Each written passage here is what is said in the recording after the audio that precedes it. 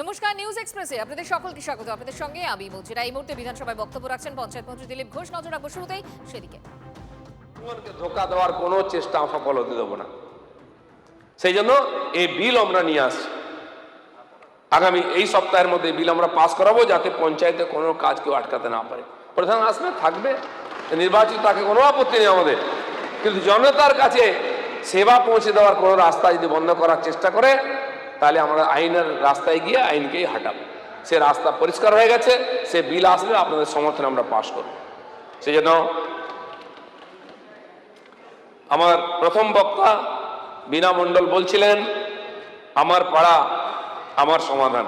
শুনতে খুব ভালো লেগেছিল। আমার কি না কি হবে, কি হলো? শেষে সব জায়গায় বোর্ড, খালি বোর্ড আছে, না রাস্তা, না ফুটপাথ, না গেড়াকল, কিছুই নেই, টাকাও নেই। আর আমি তবু বলে যাচ্ছি, যদি কাজ শেষ না হয়ে থাকে, টাকা শেষ না হয়ে থাকে, টাকা থাকে, সেই টাকা সেই কাজেই আমরা খরচা করবো। একটা টাকা এদিক ওদিক হতে দেবো না। শেষ আমরা খরচা খবর নিচ্ছি। তো আমাদের পাড়ায় আমাদের সমাধান হয়নি, আমাদের পাড়ায় সমস্যা তৈরি হয়েছে, সেই সমস্যা আমরা সমাধান করব।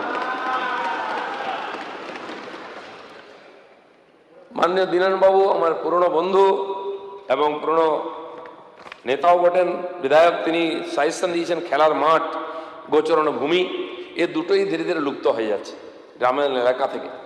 খেলার মাঠকে কবজা করে নিচ্ছে, খেলাধুলা করার ছেলেপুলেও পাওয়া যায় না, খেলার সময়ও পাওয়া যায় না, মোবাইল নিয়ে ব্যস্ত। তো সেই জন্য খেলার মাঠ থাকা চাই স্বাস্থ্যের জন্য। আমি আপনাকেও বলবো, আপনি সাজেশন দিন কোথায় হওয়া উচিত।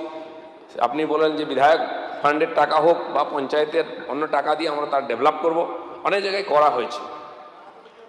আর গোচরণ ভূমি অবশ্যই চাই। গরু কমে যাচ্ছে, গোচরণ ভূমি নেই, সেগুলো কবজা হয়ে গিয়ে বাড়িঘর হয়ে গেছে। কোনো না কোনো নেতা তাদের কাছ থেকে টাকা নিয়ে তাদেরকে বসিয়ে দিয়েছেন। আমরা সেগুলো এনক্রোচমেন্ট হাঁটাচ্ছি, আগামী দিনে আরও হটাবো। আর মাননীয় সমীরবাবু একটা সাজেশন দিয়েছেন, কঠিন বর্জ্য প্রক্রিয়াকরণ। এই ব্যাপারে নতুন টেকনোলজি এসছে।